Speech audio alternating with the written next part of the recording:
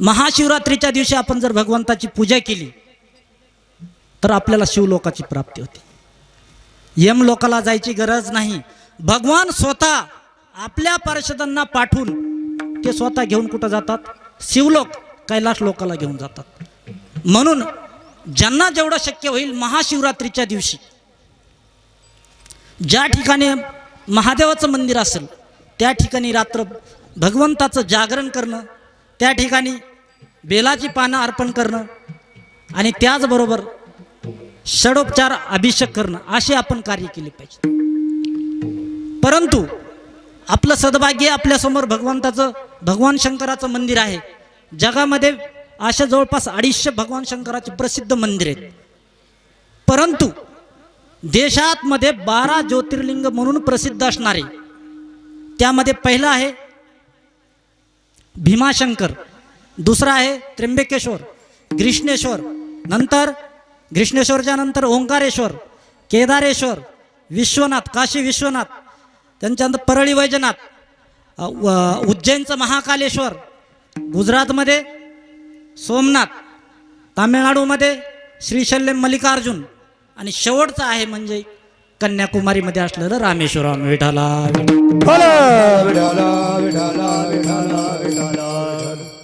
12 ज्योतिर्लिंगाची सेवा केल्यानंतर किंवा दर्शन केल्यानंतर आपल्यात महत् पुण्य प्राप्त होतं आणि त्या पुण्याच्या आधारे आपण जगामध्ये पुन्हा जन्माला येऊ शकत नाही, पुन्हा हे सुख दुःख भोगू शकत नाही. पाप पुण्य करोने, पाप पुण्य करोने, पाप पुण्य करोने जन्मा येतो प्राणे.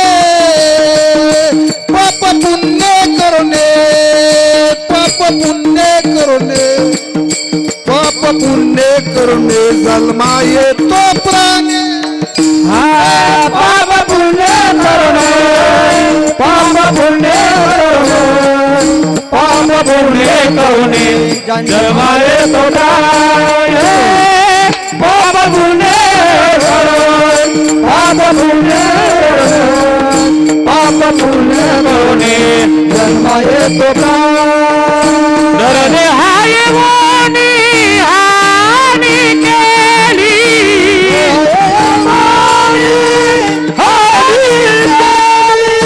धरणे हाय वाणी हानी केली, हानी केली.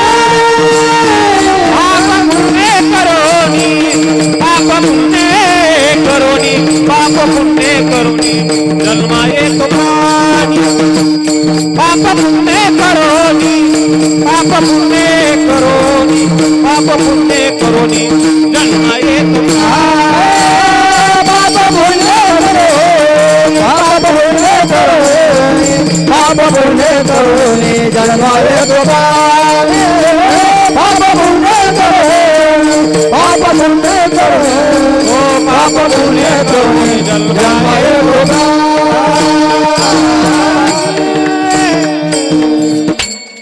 अशा प्रकारे भगवान शंकराचा हा मोठा दिवस आणि त्यानिमित्ताने आज त्या यज्ञाची समाप्ती आणि त्यासाठी हे काल्याचं कीर्तन. आपल्या वारकरी संप्रदायामध्ये हा नियम आहे की यज्ञाची समाप्ती कशाने केली जाते? काल्याच्या कीर्तनाने. त्याशिवाय आपण 7 दिवस केलेलं जे अनुष्ठान आहे त्या अनुष्ठानाचं आपल्याला फळ मिळत नाही. म्हणून आपल्या संप्रदायामध्ये, वारकरी संप्रदायामध्ये हा यज्ञ केला जातो. आणि वैदिक परंपरेनुसार पाहिलं तर होम हवन वगैरे करून या कार्यक्रमाची पूर्णता केली जाते. परंतु संतांनी आपल्याला नियम घालून दिलाय, मार्ग दावूनी गेले आधी, मार्ग दावूनी गेले आधी, मार्ग दावूनी गेले आधी, मार्ग दावूनी गेले आधी.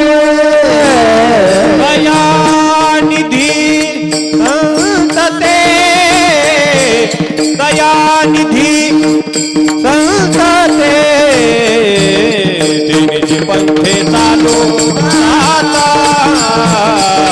तिन्ही पंथे चालू आता.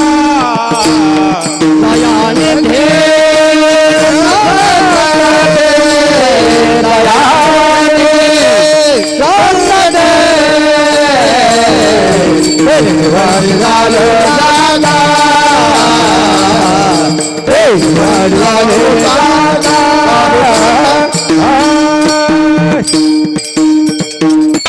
आणि अशा प्रकारे संतांनी जो मार्ग दाखवलाय त्या मार्गाने आपल्याला चालायचं आणि त्यामुळे आपल्या पुढल्या येणाऱ्या कार्यक्रमामध्ये भविष्यात आपल्याला काही चिंता करायची गरज नाही. म्हणून हे काल्याचं कीर्तन परंपरेनुसार.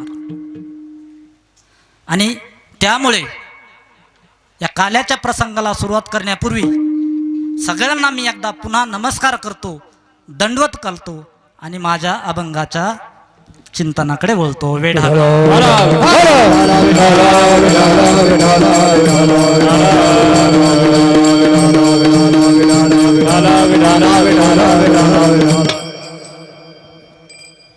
श्री संताची या माता चरणावरी श्री संतांचे या माता चरणावरी संताचे माता जनावरी श्री संताचे माता जनावरी साष्टांग हे करी दंडवत साष्टांग हे करी दंडवत विश्रांती पावलो सांभाळा उत्तरे विश्रांती पावलो सांभाळा उत्तरे साष्टांग हे करी दंडवत साष्टांग हे करी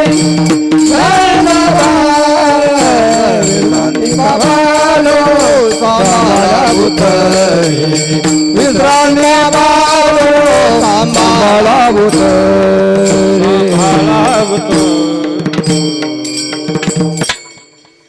या ठिकाणी चालू असलेला हा ज्ञानयज्ञ अन्नदान.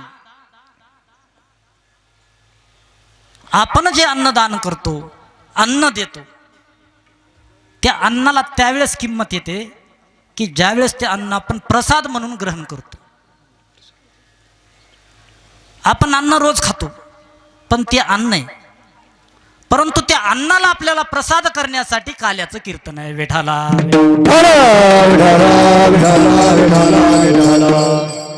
काला म्हणजे काय? काला म्हणजे काय? आपण रोज ऐकतो काला काला. लहान मुलाला आपण दुधाचा आणि चपातीचा भाकरीचा काला करून देतो. काला म्हणजे एक प्रकारचं मिश्रण. आणि काला आणि कली या दोन शब्दामध्ये कल धातू वापरला व्याकरणानुसार पाहिलं संस्कृत. काय हे धातू कल. कल धातूपासूनही काला तयार होतो आणि कल धातूपासूनही कली शब्द तयार होतो. मग काला शब्दाचा अर्थ मिश्रण आणि कली शब्दाचा अर्थ दुष्ट प्रवृत्ती. विठाला म्हणून मिश्रण काला संप्रदायामध्ये महत्वाचा काला कशाचा आहे? दही आणि भात याचा काला हे प्रतीक आहे. हे पहिला काला झाला. दुसरा काला भगवंताचं नाव आणि भगवंत त्यांच्यामध्ये असलेलं प्रेम दुसरा. आणि तिसरा काला आहे ब्रह्मज्ञान. अशा प्रकारचे 3 काले आपल्या संप्रदायामध्ये चालतात. मग आपल्याला सगळ्यात मोठा जो काला मिळवायचा आहे तो म्हणजे काय? जो ब्रह्म असल्या ब्रह्मज्ञानाचा आपल्याला काय करायचा आहे? काला करायचा आहे. वेढाला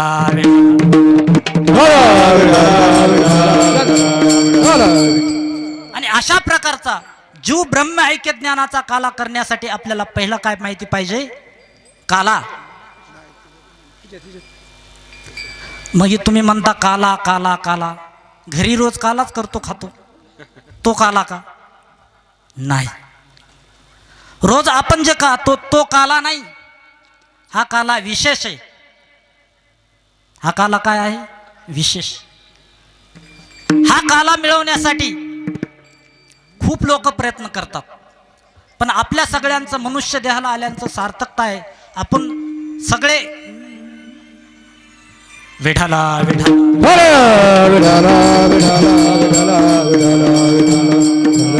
आपण भाग्यवान आहोत की आपल्याला काला ऐकायला मिळतो, पाहायला मिळतो आणि खायला सुद्धा मिळतो. परंतु हाच काला स्वर्गातल्या लोकांना सुद्धा पाहायला मिळत नाही, ऐकायला मिळत नाही. तुका आणि म्हणे काला वैकुंठी दुर्लभ, तुका म्हणे काला वैकुंठी दुर्लभ हो. विशेष हा लाभ संत संगे, संत संगे विशेष हा लाभ संत संगे. तुका म्हणे काल तुका म्हणे काला वैकुंठी दुर्लभ हो. विशेष लाभ विशेष लाभ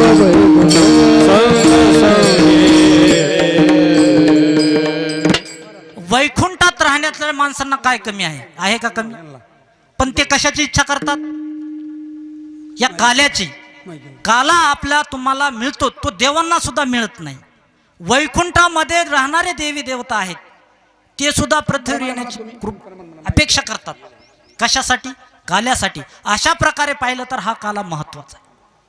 वैकुंठामध्ये आपण जातो, कुठं जाण्याची इच्छा करतो? वैकुंठाला. तुकोबराय कुठून आले? वैकुंठावर. वैकुंठवासी आलो याच कारणाने, वैकुंठवासी आलो याच कारणाने.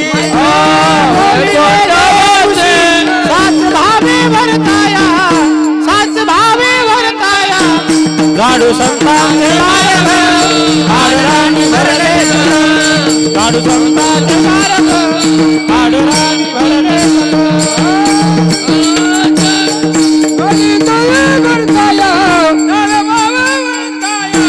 जाडू संतांचे मार्ग आडराणी भरले जग, जाडू संतांचे मार्ग आडराणी भरले जग. देव दुर्लभ असा हा काल आहे, आपल्याला सगळ्यांना मिळत आहे. भागवत तुम्ही ऐकलं असेल, भागवतामध्ये देवादिकांना सुद्धा हा काला मिळाला नाही. ज्यावेळेस परीक्षित राजाला अमृत देण्यासाठी स्वामी शुकाचार्य महाराज परीक्षित राजाला कथा सांगत होते, कालारूपी अमृत देत होते, पण त्यांना दिलं नाही, कारण त्यांची योग्यता नाही. म्हणून आपल्या सगळ्यांची योग्यता आहे काला घेण्याची, तो काला समजण्याची, आणि तो कालारूपी प्रसाद घेऊन जीवन सार्थक करण्याची.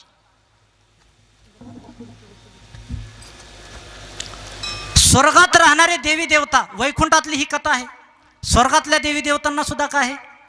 हा काला मिळत नाही, म्हणून ते सुद्धा अपेक्षा करतात.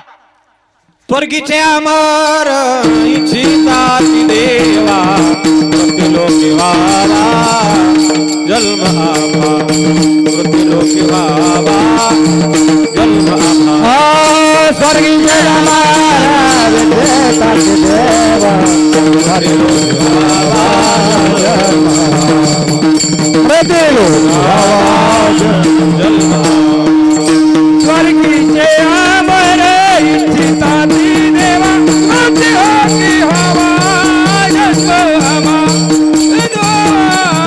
जन्मे अमर इच्छिताती देवा, मृत्युलोकी व्हावा जन्म आम्हा, मृत्युलोकी व्हावा जन्म आम्हा. कशासाठी म्हणतात?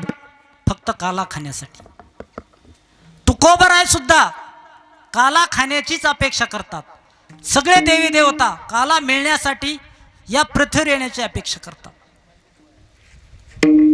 पण आम्हा तुम्हाला कळतंय का सगळं हे? मी सांगितलेल्या काही गोष्टी ऐकू येतात का? ऐकू आले असतील भरपूर, पण ते मध्ये कळतंय का मी काय विषय सांगतो?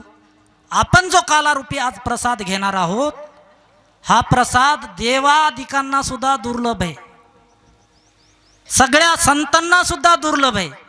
संत वैकुंठात राहतात, त्यांना सुद्धा हा दुर्लभ आहे. म्हणून तुकोबराय या ठिकाणी म्हणतात, एका ठिकाणी आम्ही या मृत्यू लोकाला आल्यानंतर दुसरं काही करणार नाहीत, कालारूपी काय खाणार आहोत? दही भात. उपजवणी पुढते येऊ काला खाऊ देवा. तुकोबराय म्हणतात, मला जन्म घ्यायचा, पण जन्म कशासाठी? दही भात खाण्यासाठी. आणि आपला जन्म कशासाठी? कशासाठी? दही भात तर द्या सोडून, पण कशासाठी चाललाय आपला जन्म ते आपल्यालाच माहित नाही. विठाला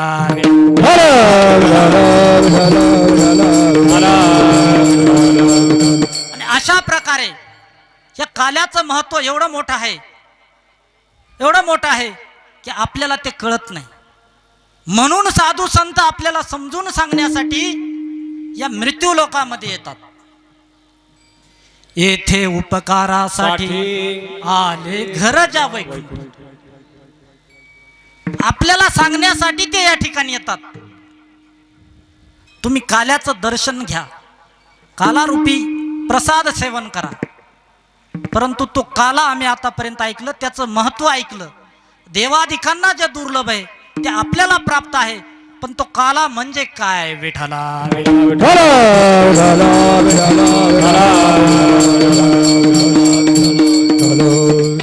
काला म्हणजे दही भाताचा मिश्रण, तो म्हणजे काला.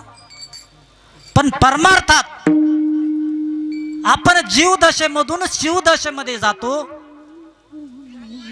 त्याला म्हणतो काला. विठाला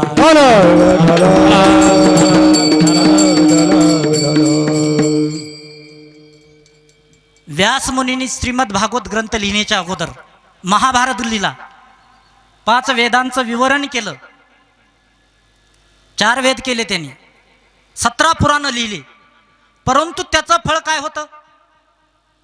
त्यांच्या मनामध्ये असंतोष, दुःख होतं आणि त्यांना सुख मिळत नव्हतं. आणि म्हणून त्यांनी महर्षी व्यासांनी हिमालयामध्ये साधना केली.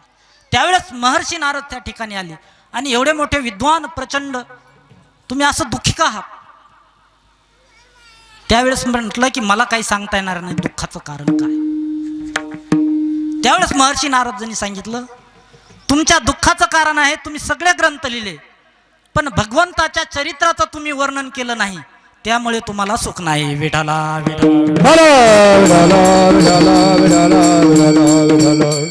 ज्यावेळेस तुम्ही भगवंताच्या चरित्राचं वर्णन कराल, श्रीमद भागवत ग्रंथ लिहाल, त्यावेळेस तुम्हाला सुख प्राप्त होईल. त्याप्रमाणे 7 दिवस आपण ज्ञान यज्ञ केला, अनुष्ठान जरी केलं, पण शेवटच्या दिवशी आपण भगवंताच्या चरित्राचं वर्णन केलं नाही तर त्याचं फळ काही मिळत नाही. म्हणून हा काला करायचा आहे. विठाला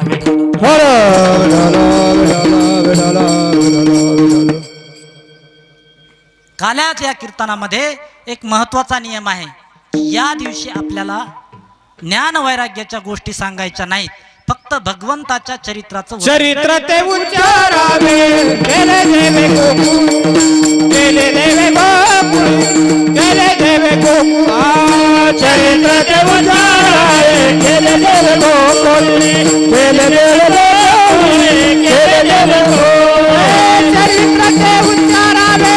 केले देवे गोकुळ, केले देवे गोकुळ, केले देवे गोकुळ. चरित्र ते उच्चारावे.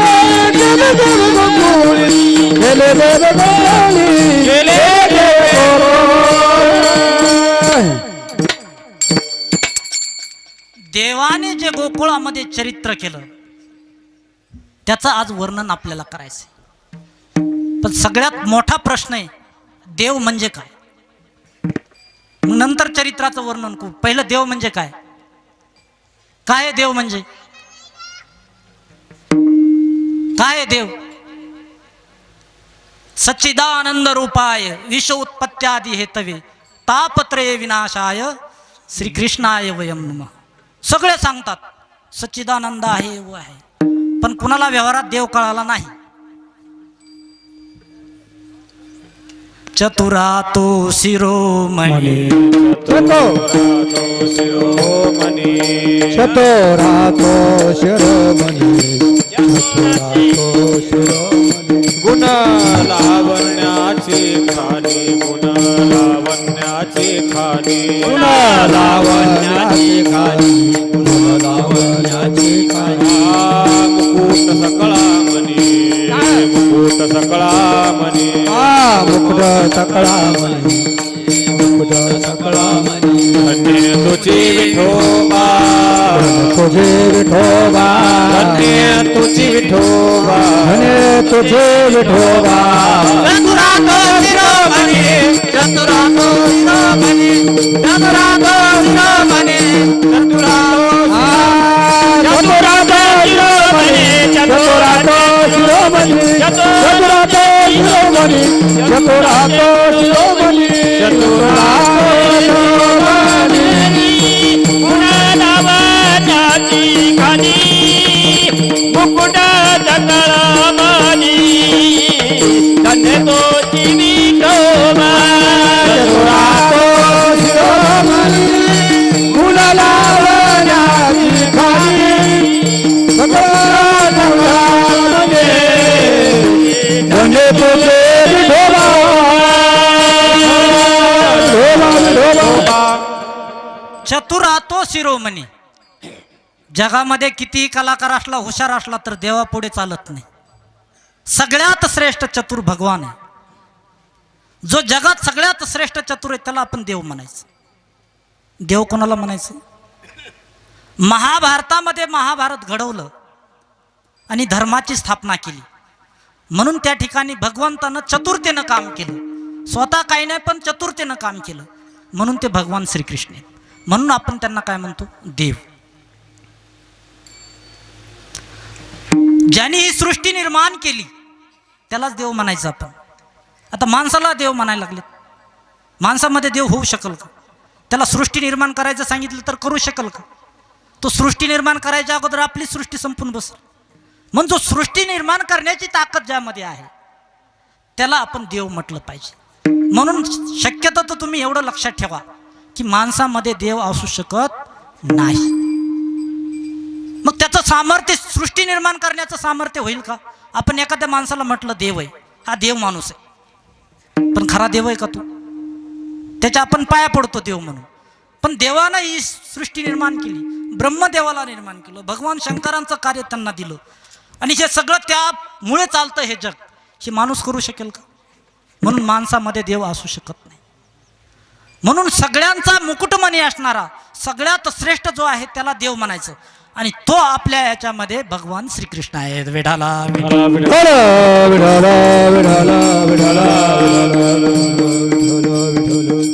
तर भगवंताचं चरित्र एका गावात झालं का? झालं. पात्रीत आले तिथलंच वर्णन करायचं असं का? मथुरेत जन्म झाला, मथुरेतलंच वर्णन करायचं असं का? नाही म्हणले आपल्या परभणीकडे आलं तर तिथं काय झालं ते सांगा. नाही. भगवंताने 125 वर्ष आपण जीवन, भगवंताचं जीवन 125 वर्ष होतं देवाचं. तर त्यापैकी जवळपास 12 वर्षाचा जो कालावधी आहे त्या कालावधीमध्ये ज्याने जे चिंतन केलं, जे चरित्र केलं, त्याचं आपल्याला चिंतन करायचं आहे.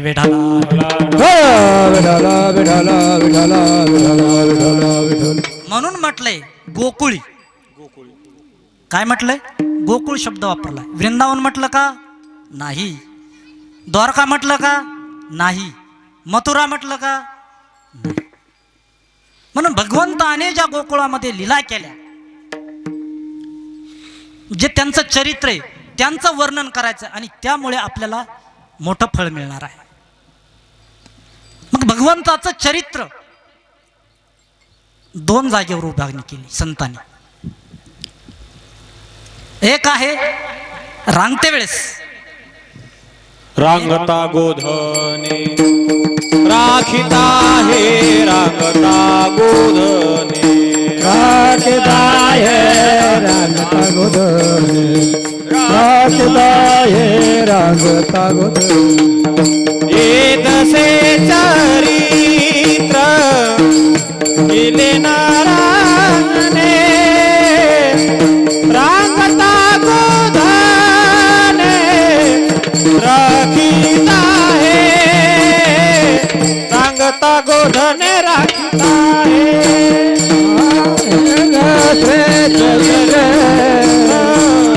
हे नारायणे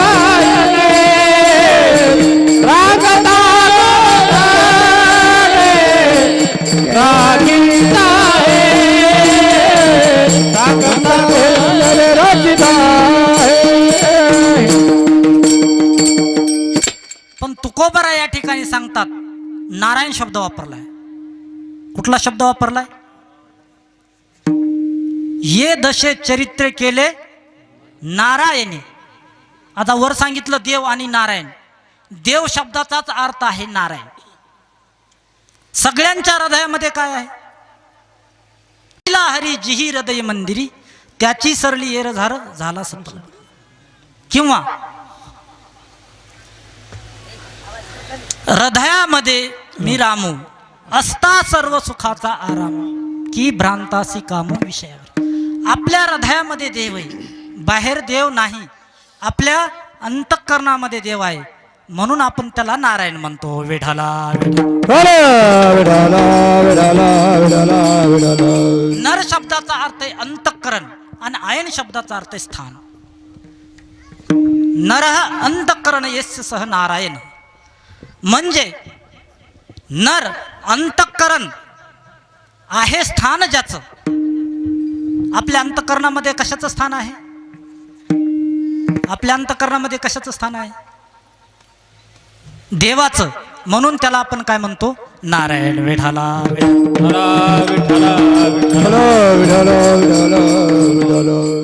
म्हणून अशा प्रकारे आपल्याला या भगवंताच्या दोन प्रकारच्या ज्या लीला आहेत, भगवंतानी गायी चारते वेळेस आणि रांगते वेळेस, त्या चरित्राचं आपल्याला वर्णन करायचं आहे. पण वर्णन करण्यापूर्वी मी तुम्हाला सगळ्यांना सांगू इच्छितो की भगवंताचं चरित्र आपण या हृदयामध्ये जर साठवलं तर ही लोकाची यात्रा तर सफल होईलच, पण परलोकाची यात्रा सुद्धा सफल होईल. कारण तुम्हाला पुढल्या लोकांमध्ये जाण्यासाठी हे तुमचं धन आहे. हे काय आहे? हे धन आहे. हा पैसा तुमचा धन नाही, कारण ते तर नाशवान आहे, ते तर इथंच राहणार आहे. म्हणून आपल्यासोबत जाणार आहे भगवंताचं चरित्र ऐकलेलं, त्यांचं केलेलं मनन चिंतनच हे आपल्यासोबत जाणार आहे.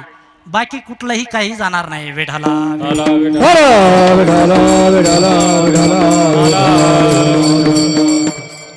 आणि म्हणून तुकोबर आहे प्रत्येक ठिकाणी आपल्याला मार्गदर्शन करतात. संत महापुरुष आपल्याला मार्गदर्शन करतात की देवाकडे तुम्हाला जायचं आहे तर सगळ्यात सोपा मार्ग हा कालारूपी प्रसाद.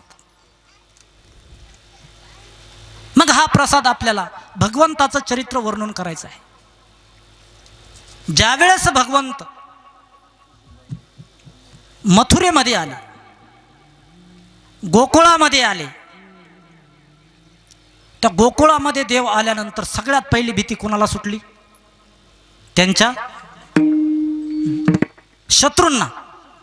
कारण एखादी व्यक्ती आल्यानंतर त्या शत्रूला भीती वाटते किंवा कृष्ण गोकुळी जन्मला दुष्टाचल काप सुटला, दुष्टाचल काप सुटला, दुष्टाचल काप सुटला. कृष्ण गोकुळी जन्मला दुष्टाचल काप सुटला, दुष्टाचल काप सुटला, दुष्टाचल काप. कृष्ण गोकुळी जन्मला दुष्टाचल काप सुटला, दुष्टाचल काप सुटला, दुष्टाचल काप. कृष्ण गोकुळी जन्मला दुष्टाचल काप सुटला, दुष्टाचल काप सुटला, दुष्टाचल काप सुटला. भगवंताचा जन्म अलौकिक आहे. भगवंताचा जन्म आपल्यासारखा आहे का? आपण देव म्हणजे काय सामान्य समजून सकतो. जन्म कर्माच मे दिव्यम यो वेती त्यक्तत त्यक्त्वा देहम पुनर्जन्म नैति मामेती स्वर्जुन. भगवंताचा जन्म दिव्य आहे असं ज्याला कळालं त्याला पुनर्जन्म नाही. वेढाला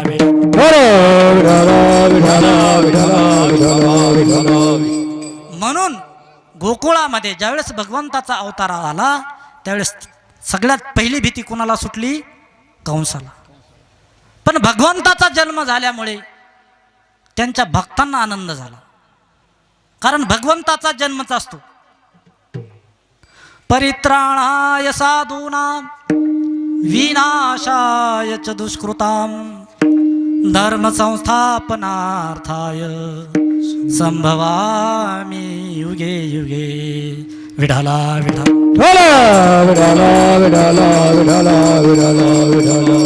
भक्तांचं रक्षण करण्यासाठी देव येत असतो. म्हणून गोकुळामध्ये होत असलेला अत्याचार, मथुरेमध्ये होत असलेला अत्याचार संपवण्यासाठी देवाचा अवतार होता. त्यावेळेस गोकुळामध्ये भगवंताचा जन्म झाल्यानंतर सगळ्या गवळणी आनंद करू लागल्या, तिथले लोक आनंद व्यक्त करू लागले. गवळण सांगती गवळणीला पुत्र झाला यशोदेला, पुत्र झाला यशोदेला, पुत्र झाला यशोदेला, पुत्र झाला यशोदेला, पुत्र झाला यशोदेला, पुत्र झाला यशोदेला. एक धावी एकी पुढे वाटताटी सुट बरे, भावती एकी पुढे एक वाटती सुट बळे, एक माटी ती सुट बरे, एक माटी ती सुट बरे. गवळण म्हणती गवळण म्हणती, गवळण म्हणती गवळणीला पुत्र झाला यशोदेला, पुत्र झाला यशोदेला, पुत्र झाला यशोदेला, पुत्र झाला यशोदेला, पुत्र झाला यशोदेला, पुत्र झाला यशोदेला.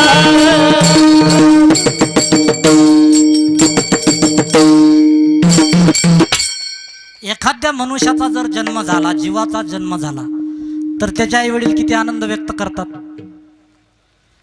पण जगामध्ये देवानं अवतार घेतल्यानंतर त्या लोकांना किती आनंद झाला असेल हे शब्दामध्ये आपण सांगू शकत नाही. पण एक गवळण दुसऱ्या गवळणीला सांगते की नंद राजाच्या इथं त्यांना पुत्र झाला, आणि असा आनंद सगळ्या गोकुळामध्ये व्यक्त करत होते. पण गवळणी आनंद व्यक्त करत असताना त्या ठिकाणी एक गोष्ट महत्वाची तुमच्या लक्षात येण्यासारखी आहे की जरी देवाने अवतार घेतला असला, परंतु त्या भागामध्ये जे वातावरण होतं, जे लोक होते, ते सगळे नंदाच्या घराकडे येऊ लागले, आणि नंदाच्या घरी येऊन सगळे त्यांना शुभेच्छा देऊ लागले. पण भगवंताचा जन्म झाल्यानंतर पुन्हा कंसाला आणखीन प्रश्न पडला की मला मारणारा त्या ठिकाणी जन्माला आहे, त्याची काहीतरी वाट लावली पाहिजे. आणि म्हणून त्याने वेगवेगळे राक्षस पाठवले, पुतना, त्याच्यानंतर महाबळभट, त्याच्यानंतर आगासूर, बकासूर, असे वेगवेगळ्या प्रकारचे पाठवले. पण भगवंतानी सिद्ध करून दाखवलं, तुम्ही कितीही या, माझं काम काय आहे, धर्माचं रक्षण करणं. विठाला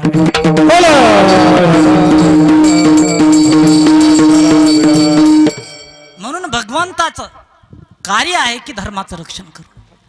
म्हणून प्रत्येक भक्ताचं रक्षण करण्याचं काम ते करत होते.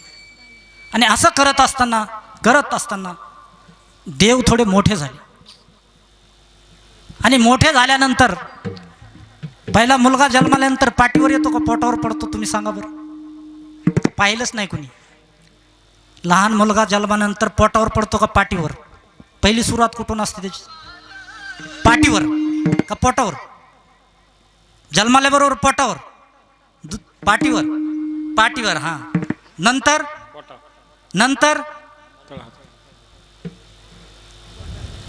बसतो का चलतो, म्हणजे रांगायला लागतो.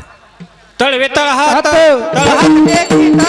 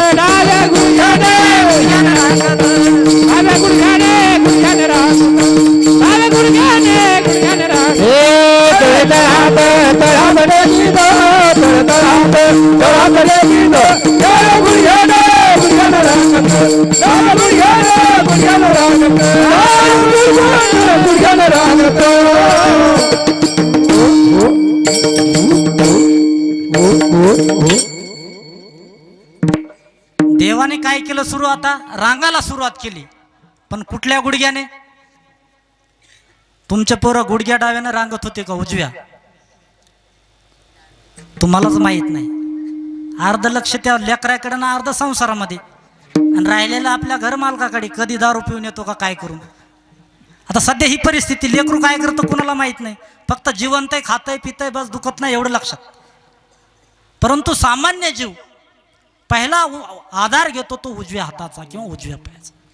परंतु देवाने हे करून दाखवलं की मी डाव्या पायानं रांगणार आहे, डाव्या गुडघ्यानं रांगणार आहे. याचा अर्थ ते देव होते. विठाला तर लहान मुलं रांगायला लागल्यानंतर काय करतात? त्या आईला घरात काही काम करू देत नाहीत, आणि सगळं लक्ष आईवरच असतं. मुलात आपल्या आईचं मुलावर असतं. सगळे लक्ष कुठं असतं? मुलावर. मग पहिल्या काळामध्ये यशोदा माता घरामध्ये पहिलं काम काय होतं? उठल्याबरोबर दह्याचं मंथन करणं, त्याचं लोणी तूप, नाहीतर वास सुटल घरामध्ये. लोणी तूप वेगळं करणं, ताक करणं, हे पहिलं सगळ्यात पहिलं काम होतं. आणि असं काम करत असताना पहिल्या काळामध्ये गाई आणि दुधापासून तयार पदार्थ करून मथुरेला विकायला जात होते. आणि यशोदा माता सकाळी मंथन करू लागली रवीने आपल्या माठाचं, त्या दह्याचं. मग त्यावेळेस ते बाळ गप्प बसते. सोड रवी सोड बाळ करू दे मंथन, काळा करू दे मंथन. सोड रवी सोड बाळ करू दे मंथन, बाळ करू दे मंथन.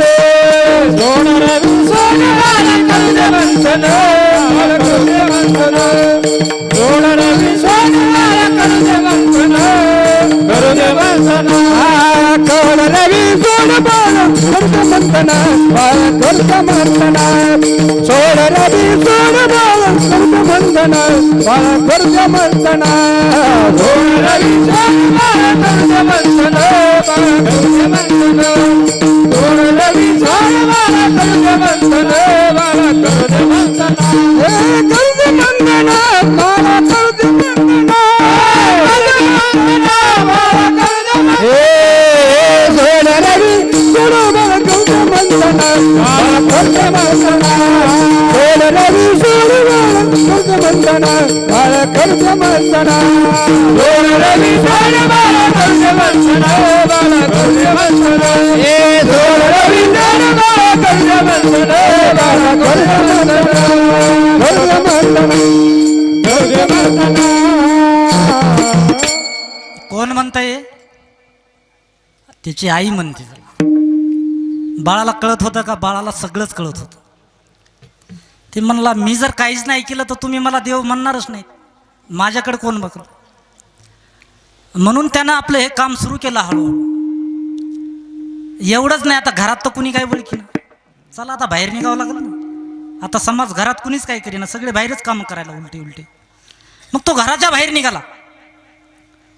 मग निघाल्यानंतर काय करणार? बाहेर पैशासाठी फिरत होता का? नाही, चला जरा 1-2 लाख रुपये कमवून आहोत. गेला घराच्या बाहेर आणि पैसे घेऊन आला असं होतं का? नाही. तो घराच्या बाहेर निघाला, पण त्याला एक करायचं होतं, माझ्या भक्तांच्या इच्छा पूर्ण करायच्या होत्या. कशासाठी आलता तो? भक्तांच्या इच्छा पूर्ण करण्यासाठी आला होता. परित्राणाय साधूनाम विनाशाय च दुष्कृताम, हे भगवंताचं ध्येय आहे, अवतार घेण्याचं कार्य. आणि आल्यानंतर बाहेर गेल्यानंतर ती यशोदा माता पाहू लागली जवळ आपल्या त्या ह्याच्या पहिले रान्नं होते ना मोठाली दह्याची, त्या रान्नाजवळ पाहू लागली बाळ कुणीकडे गेलं. तर त्यावेळेस ज्यावेळेस पाहिलं तर बाळ तिथं कुठंच दिसत नव्हतं. आणि मग ती घराच्या बाहेर आल्यानंतर त्या गवळणींना विचारू लागली की माझा बाळ तुम्ही पाहिलंय का? माझा कृष्ण तुम्ही पाहिलाय का?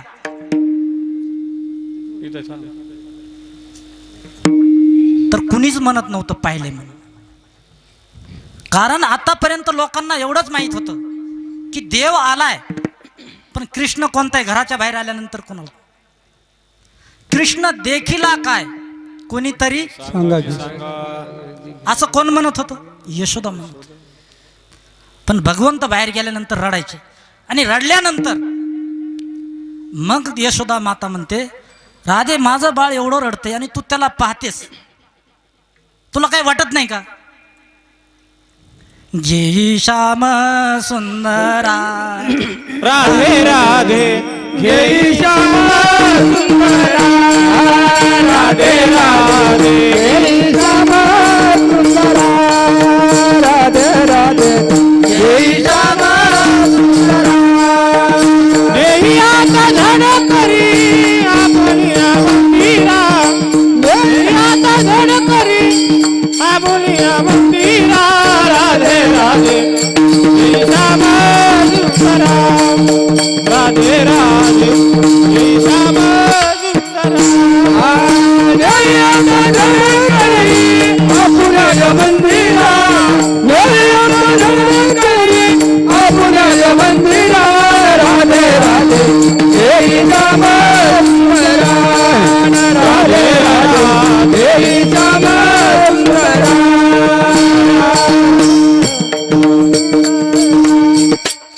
मग रांगता रांगता भगवंतानी लोणी खाण्याचा प्रयत्न केला. प्रत्येक घरामध्ये जाऊन लोणी खायचं, एकच काम करायचं. काय? जायचं घरामध्ये लोणी खायचं, दुसऱ्या घरामध्ये जायचं. आणि असा हा त्यांचा कार्यक्रम चालू असताना त्या गावातल्या लोकांना वाटायचं आपल्या घरी कृष्ण आलाय, त्याला काहीतरी खाऊ घाला. मग त्याला सगळ्या लोकांनी सोकून टाकलं लोणी खाण्यासाठी. मग ऐकतो का माणूस एकदा सोकल्यानंतर? एकदा सवय लागल्यानंतर तो ऐकतो का? नाही. मग त्याला एकच प्रिय वाटत होतं, फक्त लोणी खायचं. आणि तो तर मोठा झाला एकदम, लोणी खाऊ खाऊ मोठा तकडा झाला. परंतु त्याचे जे मित्र होते, ते मित्र जे होते ते कसे होते? त्यांना लोणी खायला मिळत होतं का? मित्रांना, त्याच्या सवंगड्यांना का मिळत नव्हतं? कारण जेवढं लोणी ते कुठं जायचं? मथुरेला का जात होतं? कारण राजाचा दबदबा होता. लोणी कुठं आलं पाहिजे? सगळं, नाहीतर तुमचं बघा.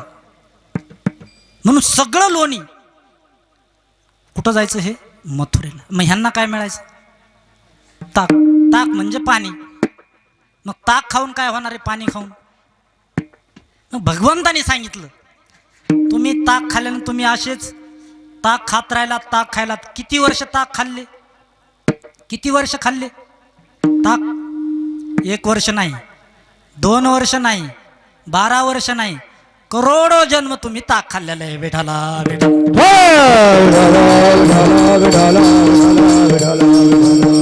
कारण अनंत जन्मापासून आपण काय केलं? ताकच खात आलो. मग आता लोणी कधी खायचं? कधी खायला मिळणार? म्हणून भगवंताची ज्यावेळेस कृपा होते त्यावेळेस आपल्याला सार खायला मिळतं, लोणी खायला मिळतं. म्हणून तुकोबार आहे अभंगाच्या प्रथम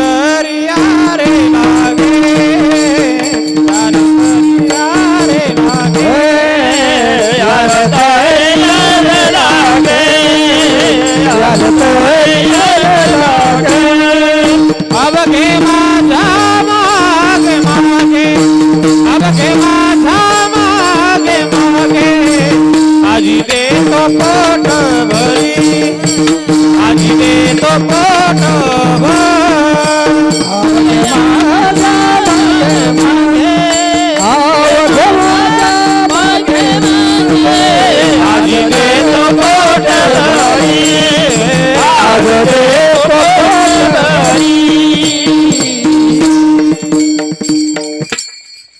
मग आपल्याला आतापर्यंत काय मिळत आले?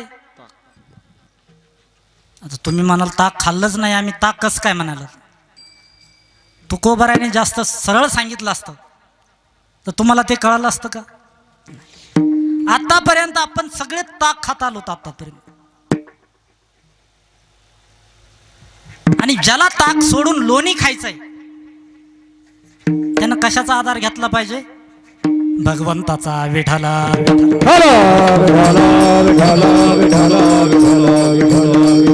तुकोबार आहे त्यांच्या भगवंत आपल्या सवंगड्यांना नाही सांगत, आम्हा सगळ्यांना सांगतात. कुठं जायचंय? देवाच्या माग. कुठं जायचं आपल्याला? देवाच्या माग. आणि देवाच्या माग जर तुम्ही गेलात, पण काय असं थोडंच इथं मंडपात बसलेल्यांनाच बोलवलंय, याल तरी यारे लागे अवघे माझ्या मागे मागे. सगळ्यांना बोलवले, असं कुणी सुटलेलं नाही. मग आल्या जर पाठीमागे माझ्या जर आलात तर तुम्हाला त्याचा काय फायदा होईल महाराज? आज देता पाठ बरी, आज देता पोटभरी, आज देता पोटभरी, आज देता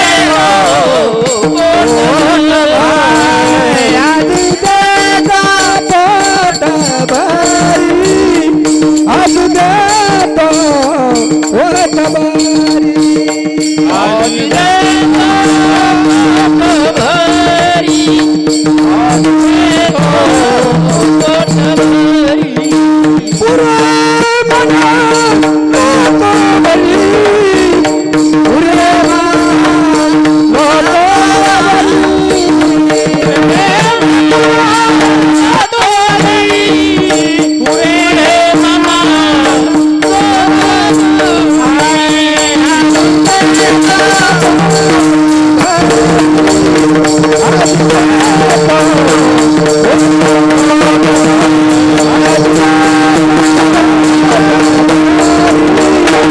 आज देता पोटभरी.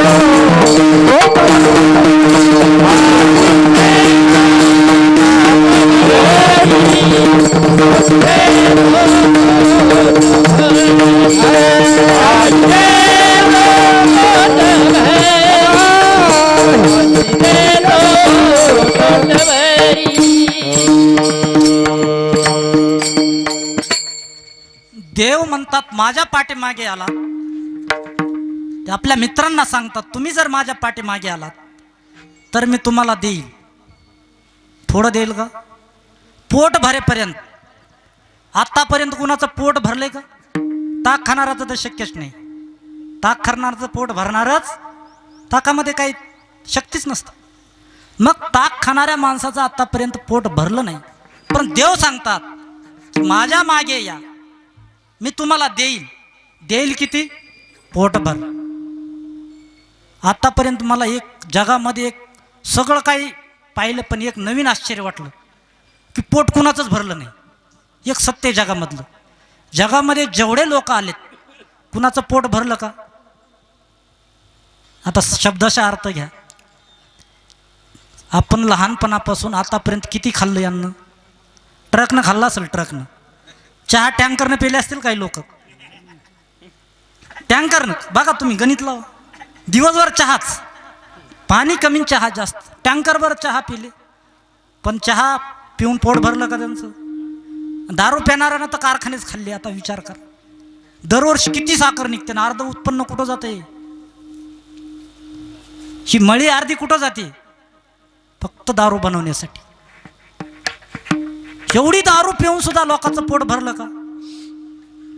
कुठलीही वस्तू सांगा, पैसे किती कमवले. अंबानी थांबला का पैसे कमवायचं? शेठजीने थांबवलंय का आपलं पैसे कमवायचं? कुणीच नाही. कुठलीही वस्तू घ्या. बरं, आपलं पोट प्रत्यक्ष जर पाहिलं आपण, आपलं पोट भरतंय का कधी? मग पोट भरण्यासाठीच प्रयत्न आहे. काय प्रयत्न आहे? भगवंत सांगतात विषयानंदामध्ये पोट भरत नाही. तुमचं पोट भरण्यासाठी तुम्ही जो मार्ग निवडलाय ना, तो चुकीचा मार्ग आहे. तुम्हाला जायचंय पूर्वेला. कुठं जायचंय? आणि निघले कुठं? पश्चिमेला. कधी पूर्व दिशा येईल का? कधी जाईल? आपण समजा जायचं मुंबईला आणि निघला दिल्लीला, आणि दिल्लीकडे निघला खाली. दिल्ली गेलं उत्तर प्रदेश, कैलास. माणूस चीनमध्ये गेला. म्हणलं दिल्ली मुंबई कसं काय? त्यांनी सांगितलं मुंबईचा रस्ता हा नाही, मुंबईचा रस्ता तो. म्हणून आपण ताक सेवन करण्यामध्ये, विषयानंद सेवन करण्यामध्ये आपलं पूर्ण जीवन गेलं. विषयानं कधीच तृप्त होत नाही. विठाला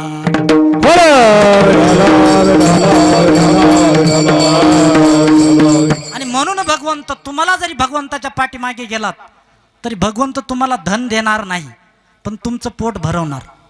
मग पोट भरवण्यासाठी काय देणार? तुम्हाला समाधान नावाची वस्तू देणार. विठाला तुकोबरायांना काय दिलं देवाने? तुकोबरायांना तर धन द्यायला पाहिजे होतं ना, करोडो रुपये काहीतरी द्यायलाच पाहिजे होतं. पण तुकोबरायांनी ते धन लोकांना देऊन टाकलं आणि ते सुखी झाले. म्हणून धन त्यागात सुख आहे, त्यागामध्ये सुख आहे, त्यागात शांती अनंतरम. त्याग केल्याशिवाय आपल्याला काही मिळणार नाही. आणि ते त्यागाचं स्वरूप आहे. त्यागाचं स्वरूप काय आहे? त्यागाचं स्वरूप काय आहे? भगवंताच्या पाठीमागं जाणं. विठाला देवाच्या पाठीमागे गेल्यानंतर भगवंत सांगतात, मित्रांनो तुम्ही माझ्या जर पाठीमागे आला तर मी तुम्हाला काय देईल? पोटभर देईल. लोणी देईल. तिथं लोणी देईल. सगळ्यांनी सांगितलं ठीक आहे, आपल्याला ताक मिळेल, लोणी मिळाली, फुकट पैसे घ्यायचेत का? पण त्याने विचार केला, गोकुळ आहे, कोणतं गाव आहे? त्यामध्ये गोकुळ गावाचं नाव होतं मोठं. चोर सापडला की त्याला काय शिक्षा? जन्मठेप.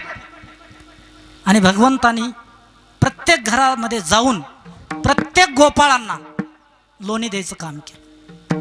परंतु एक दिवस भगवंत अडचणीत आले. ह्याने आरडाओरडा सुरू केला, माझा मी पुढी, मी पुढी, मी पुढी. आणि त्यावेळेस भगवंत सांगतात, असे तुम्ही पाठीमाग हळूहळू चाला, कोणी कोणाशी न बोला. हळूहळू चाला, कोणी कोणाशी न बोला. आजी देत पोटा भरी, आजी देत पोटा भरी. हळूहळू चाला कोणी कोणाशी बोला. हळूहळू चाला, कोणी कोणाशी न बोला. आजी देत पोटा भरी, आजी देत पोटा भरी.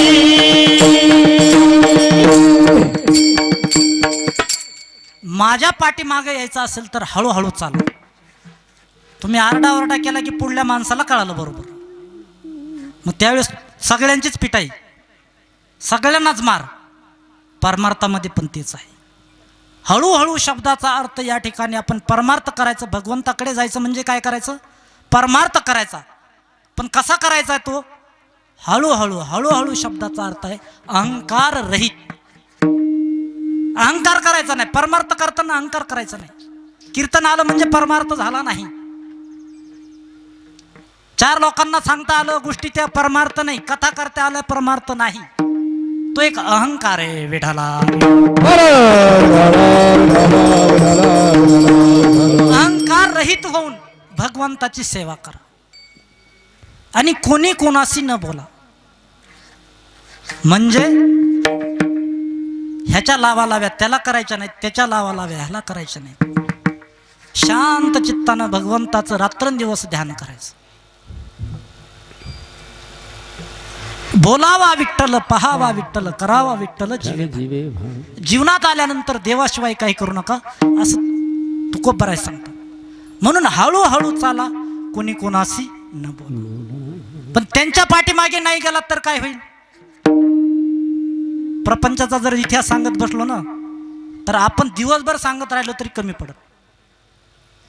बघा संसारामध्ये किती दुःख आहे. ताक घेतो आपण म्हणजे संसार घेतो आणि दुःखामध्ये आपण वाहतो, संसारामध्ये वाहतो. म्हणून हे संसार सोडून द्या. हे खोटं म्हणजे काही काळापुरचं आहे त्याला सोडून द्या आणि ते ग्रहण करू. नाही महाराज अभंगाच्या शेवटच्या चरणात सुका म्हणे सांडा घाटे, म्हणे सांडा घाटे, सांडा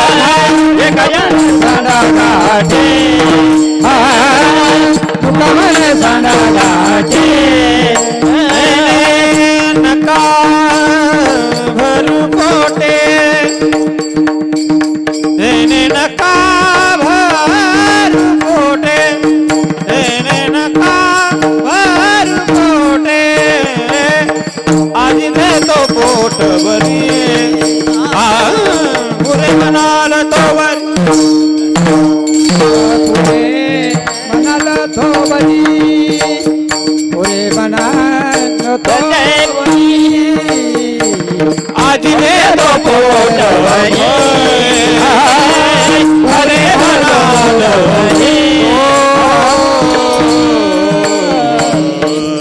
देव सांगतात की तुम्ही संसाराचा त्याग करा.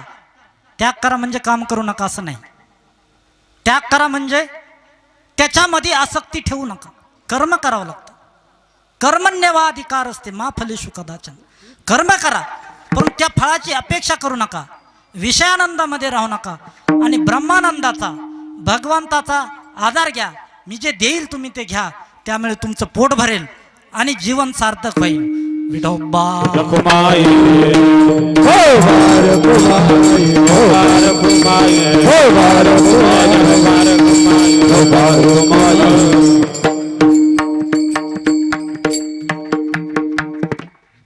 आता आपण जर विचार केला तर भगवंताने आपल्याला सांगितलंय जीवनात आल्यानंतर काय करा, देवाची स्तुती करा, देवाचं भजन ऐका, मंदिरात जा, हे साधना करण्याचं सांगितलं. परंतु साधना करण्याबरोबर एक महत्त्वाचा विषय सांगायचा आहे की भगवंताने काय केली ह्या ठिकाणी, चोऱ्या करत होता. परंतु चोरी नव्हती, ती काय होती, भगवंताची एक लीला होती. आणि लीला असल्याशिवाय मनुष्य आकर्षित होत नाही. म्हणून भगवंताने अशा अनेक लीला गोकुळामध्ये केल्या. आणि ज्यावेळेस भगवंत प्रत्येकाच्या घरी जात असतील त्यावेळेस त्यांच्या रानामध्ये डेऱ्यामध्ये काही पाहायला मिळत होतं का? पहाती गवळणी तवती पालती दुधानी. गवळणी म्हणायच्या आमच्या माठामधलं हे दही गेलं कुठं, लोणी गेलं कुठं. आणि अशा भगवंतानी रोज जायचं प्रत्येकाच्या घरी, वेगवेगळ्या ज्यांचं लोणी खायचं. आणि अशा अनेक खोड्या भगवंतांनी सुरू केल्या. गवळणी चॅप्टर त्याच्यापेक्षा देव जास्त चॅप्टर होते, बाया चॅप्टर असतात बरं का ह्या व्यवहारामध्ये. एका गवळणीने ठरवलं देव एवढा चॅप्टर आहे, आम्ही त्याच्यापेक्षा जास्त आहे. चोऱ्या कसं काय करतो बघू, रस्त्याला बसायचं, आज कुठं चालला, लक्ष ठेवायचं, आज कुठं आहे, हां आज चांगलं आहे तपासायला, आज संध्याकाळी काय कार्य करायचं.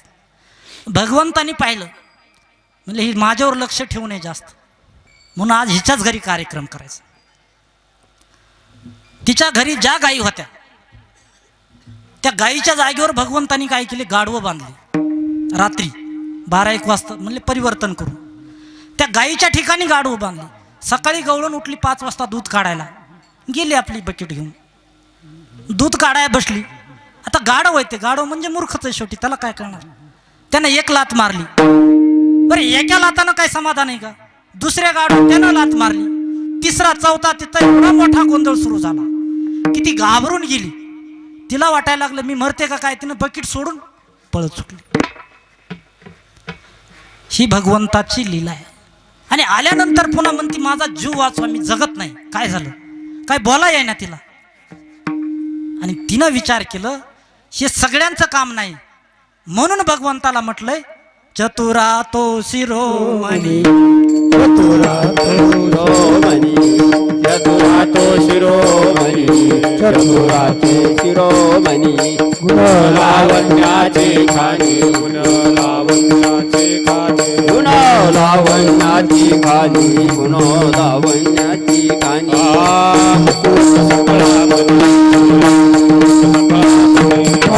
मुकुट सकळामणी, मुकुट सकळामणी. धन्य तुझे विठोबा, धन्य तुझे विठोबा, तुझे विठोबा, तुझे विठोबा.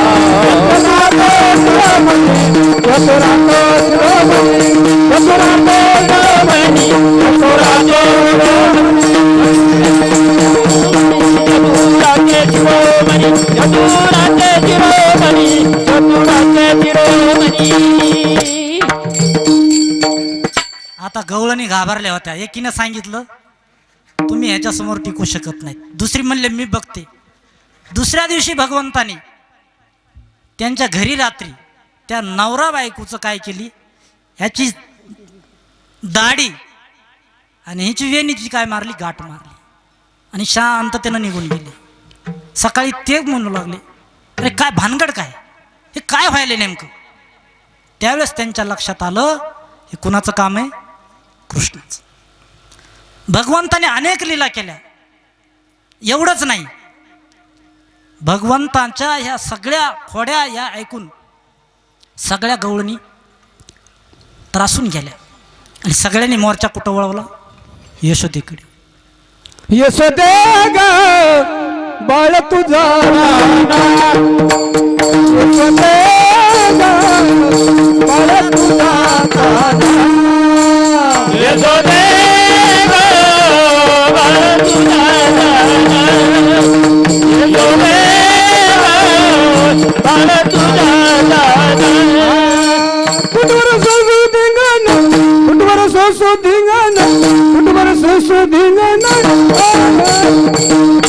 यशोदे ग बाळ तुझा झाला यशोदे ग बाळ तुझा झाला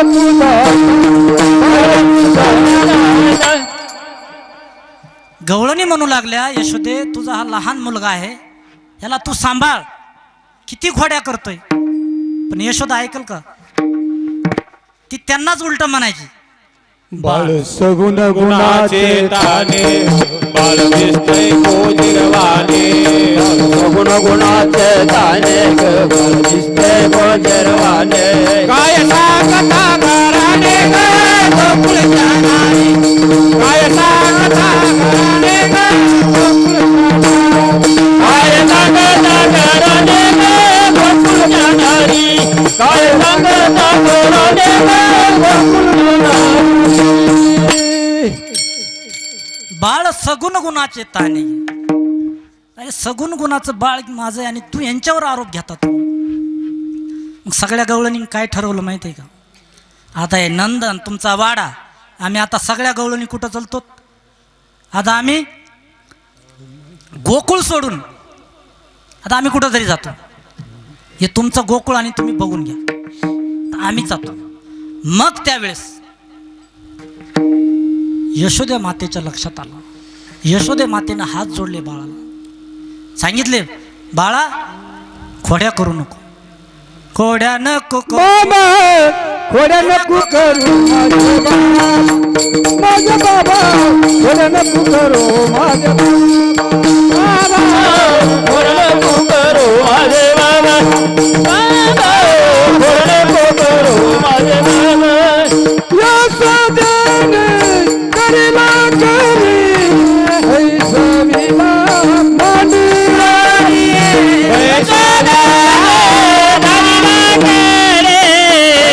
ऐसवीला मांडली यशोदा मुका पसरणी करतो मुका पसरणी करतो बाबा खोड्या नको करो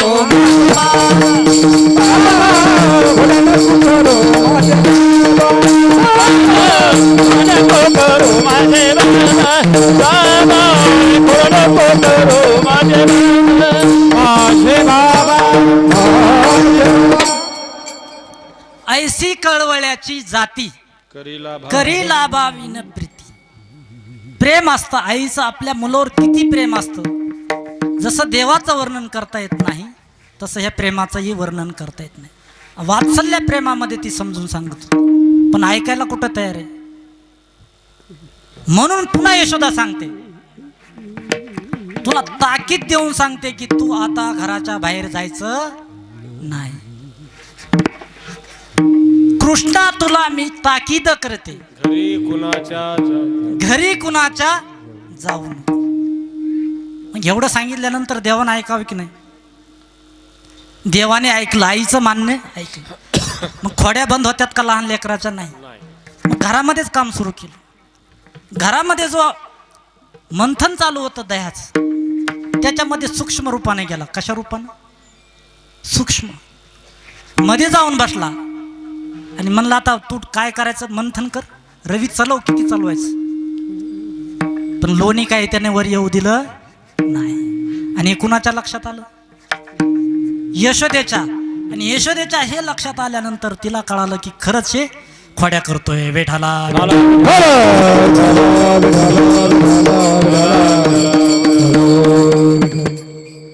आता खोड्या थांबवायच्यात म्हणून त्याला गावाच्या बाहेर पाठवण्याचं ठरवलं. म्हणून आतापर्यंतच्या ज्या लीला होत्या भगवंताचं चरित्र होतं ते गोकुळामधलं रांगतानी होतं. आणि आता इथून पुढचं जे गोदने राखत आहे. आणि म्हणून देवाने त्याच्या आईनं ठरवलं की देवाला आता कुठं पाठवलं पाहिजे? गोधने गोधने गोधने गोधने तारावया साधू सारंग पारी तारावया साधू सारंग गोधने गोधने गोधने गोधने साधू सारंग पारी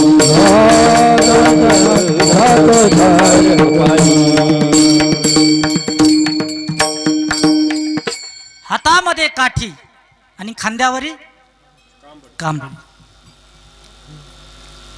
आणि तो कुठं निघाला? लहान त्या गुरांना वासरांना घेऊन आपल्या सवंगड्यासोबत यमुनेच्या काठावर गाई चारण्यासाठी गेला. मग तिथं तरी काय शांत बसतोय का? हा मामा बोरा हा मामा घुमरी वाजे घुमरी वाजे गमामा घुमरी वाजे गमामा घुमरी वाजे गमामा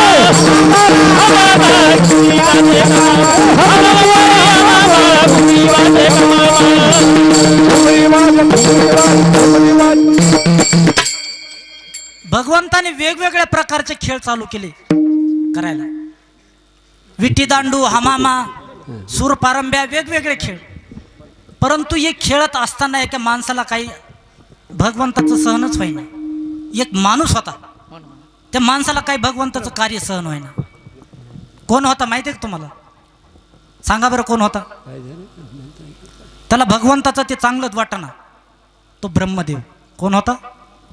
त्या ब्रह्मदेवाला म्हटलं मी ब्रह्मदेव आहे आणि हा कुठला कोण? ह्याची शाळा सगळी गोकुळामध्ये पृथ्वीवर चालू, मला तपासायचा नेमकं कोण आहे. आणि ज्यावेळेस भगवंत यमुनेच्या तीरावर गेले त्यावेळेस ह्यांच्या सगळ्या गायी भगवंताच्या कुणी उचलल्या?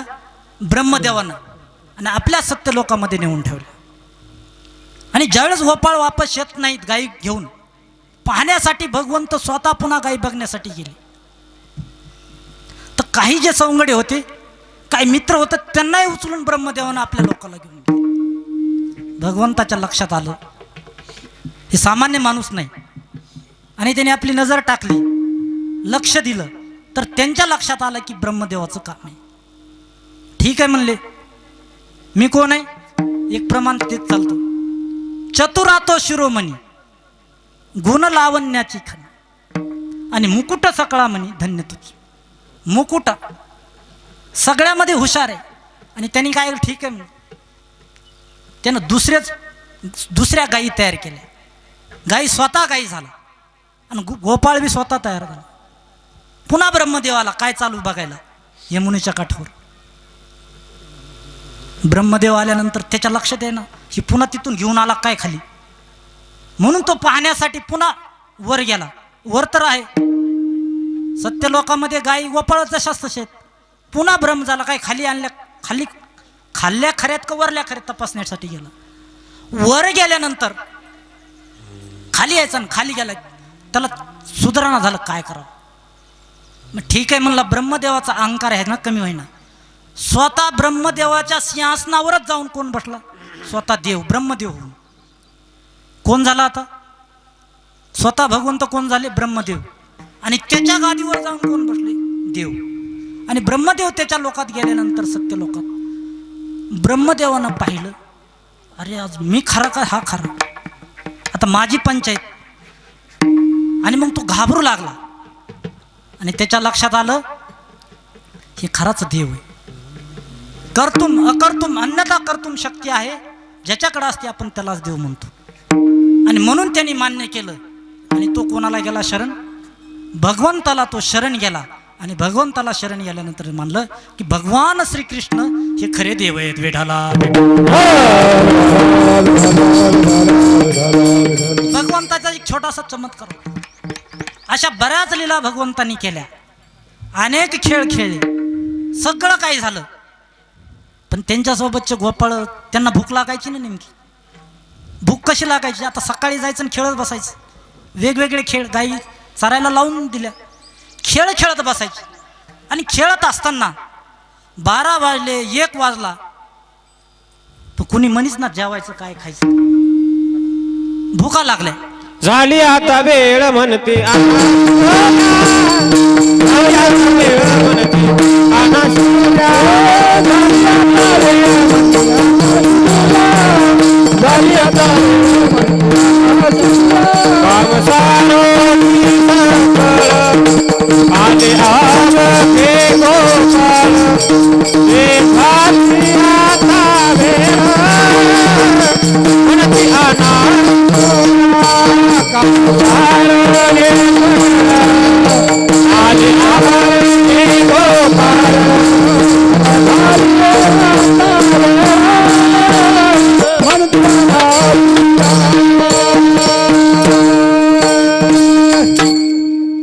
अशा प्रकारे सगळ्या सवंगड्यांनी आणि देव एकत्र आले. ते म्हणे आता फार भूक लागली. मग सगळ्यांनी आपल्यासोबत नेलेल्या शिदोऱ्या, आणि शिदोऱ्यामध्ये एक महत्त्वाचा पदार्थ होता. तो कोणता होता? कोणता होता? लोणी. लोणी. तुम्ही लोणी खाता का सगळे? नाही का? नुसतं नाव आहे आपलं. लोणी ऐकू नयेत. लोणी खाण्याचा आनंद मला आलाय बराच. 10 वर्ष लोणी खाल्लं मी. ते कसं खाल्लं? गरम चपात्या, चपाती तिकडं रोटी म्हणतात, गरम चपाती आणि लोणी काढलेलं आणि ते फ्रीजमध्ये ठेवलेलं. ते लोणी घ्यायचं, पराठ्याबरोबर ते आपण तूप लावतो ना, तिकडं कोरडे असतात पराठे, कसे असतात? कोरडे. आणि त्याच्यावर ते लोणी लावून मग त्याच्यात लोण्यात काला करायचा आणि खायचं. म्हणून ते लोणी आठवल्यानंतर मला असं वाटतं की लोण्यासारखा सात्विक पदार्थ कुठलाच नाही. जो माणूस लोणी खातो त्याचं जीवनच वेगळे, आणि ते सगळ्यांना मिळत नाही. म्हणून ज्यांना ज्यांना शक्य आहे, आता शेठजींनी गाय ठेवलेले आहेत तिथं, असे लोक खाऊ शकतात ज्यांचं सामर्थ्य आहे. पण जीवनामध्ये आल्यानंतर लोणी खा. आणि भगवंताने आपल्या शिदोऱ्यामध्ये त्यांचा मुख्य पदार्थ काय होता? लोणी. ठेसा नव्हता. काय होता? लोणी. आणि लोणी आणि अशा वेगवेगळ्या प्रकारच्या शिदोऱ्या त्यांनी एकत्र केल्या, आणि एकत्र करून भगवंतानी सगळ्यांना गोल बसवलं, आणि गोल बसून सगळ्यांना थोडा थोडा प्रसाद दिला. आणि तो दिलेला प्रसाद पाहण्यासाठी कुठून लोक पाहत होते? ह्याला आपल्या देशातले पाहत होते का? त्या काल्याचा जो प्रसाद भगवंत देत होते ते आपल्या देशातले पाहत होते का टीव्हीवर? नाही. आज ओस अमरावती काला पहावया देवे ते विठाला.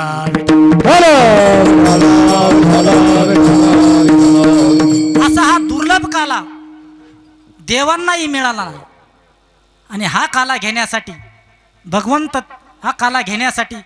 भगवंताकडे सगळे देवदेवता आले. पण भगवंतानी त्यांनी म्हटलं की हे अधिकारी नाहीत. म्हणून देवाने आपलं डोकं लावलं. चला म्हणले हात धुतल्यानंतर तरी काय उष्ट राहिलं, खाऊ आपण त्यांचा प्रसाद म्हणून. म्हणून त्यांनी काय ठरवलं? काय व्हायचं ठरवलं? मासे. आणि मासे झाल्यानंतर त्या पाण्यामध्ये त्यांचे जे काय हात वगैरे धुतलेले ते प्रसाद म्हणून. कालेची या आसे देव जळी झाले मासे. परंतु भगवंतानी सांगितलं कुणी आपले हात यमुनेच्या नदीमध्ये धुवायचे नाहीत, हे आपल्या शरीरालाच पुसा. अशा प्रकारे देवांना सुद्धा हा देव दुर्लभ असा काला मिळाला नाही विठाला.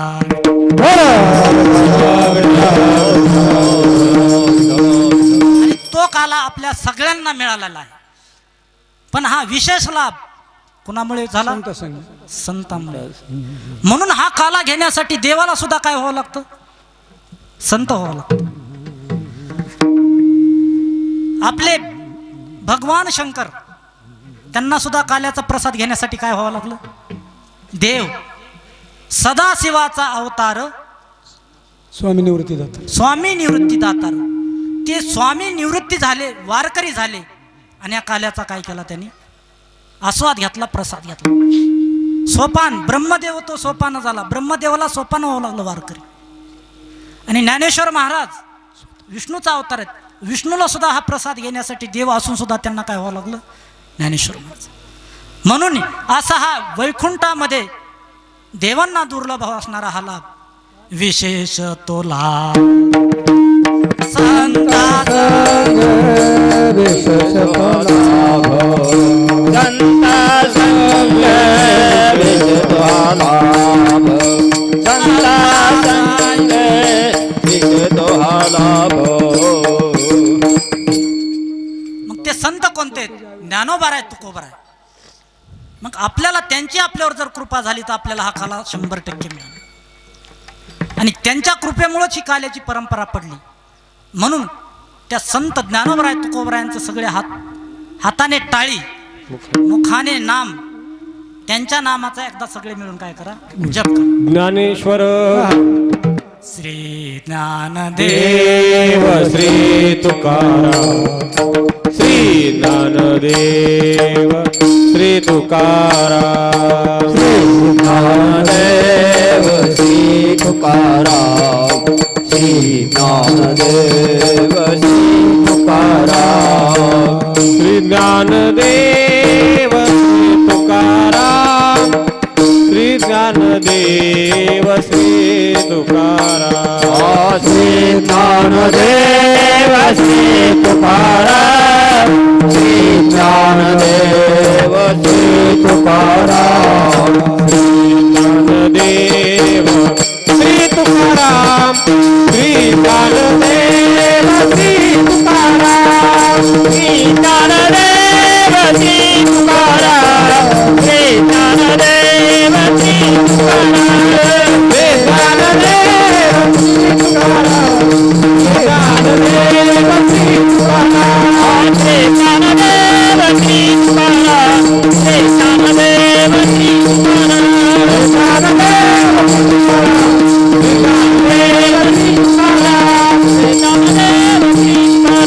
श्री ज्ञानदेव श्री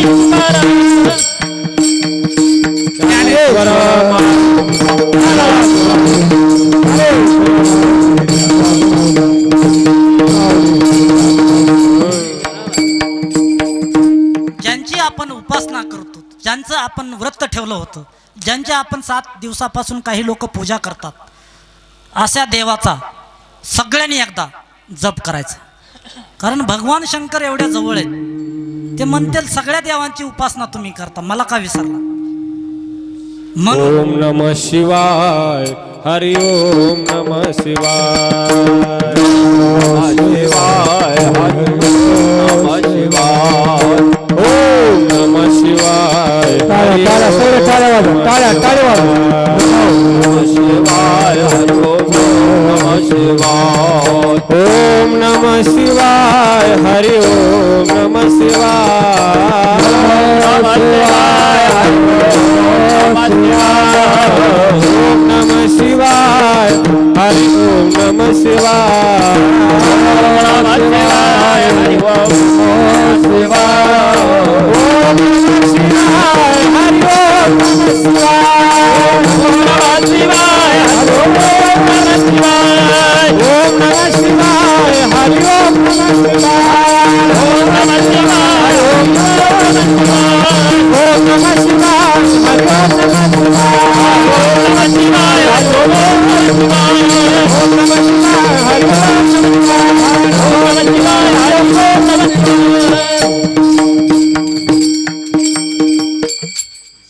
अशा प्रकारे 2 मिनिटं अशा प्रकारे